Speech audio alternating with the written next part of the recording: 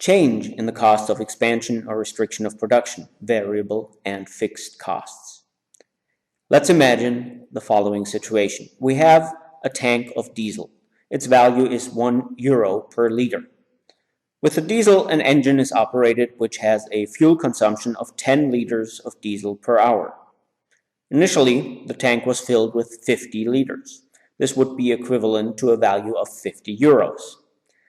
The machine is connected, runs for an hour, and consumes 10 liters. The tank capacity decreases from 50 to 40 liters, and its value consequently from €50 to €40. A depreciation of €10 has occurred. The machine runs for another hour and consumes another 10 liters. The tank capacity is now at 30 liters, or €30, for the 2-hour use of the machine, so 20 liters of diesel with a value of €20 were consumed. Costs of €20 were incurred. Let's view this in a graph. On the apps, or x-axis, we enter the machine use in hours per year, while the ordinate, or y-axis, shows the cost in euros per year. If the machine is running for an hour, it consumes diesel worth €10.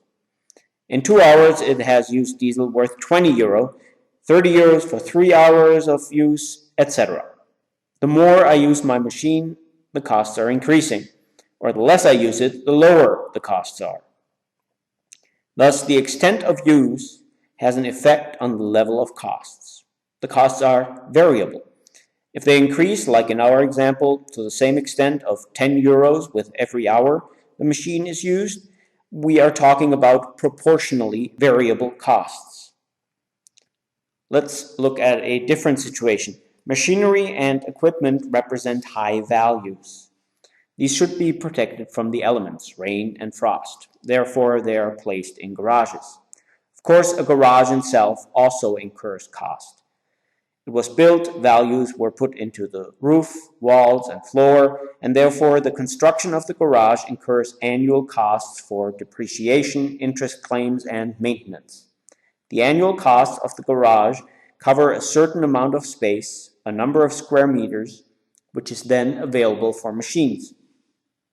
The machine we want to consider carries a share of that cost according to the area needed for its storage. Therefore, the cost per square meter per year can be allocated to the machines by calculating the space requirements of each machine stored in the garage. The result is the square meter cost per machine per year. These costs are incurred as soon as the machine is used for the first time. However, these costs do not increase when the machine is used repeatedly.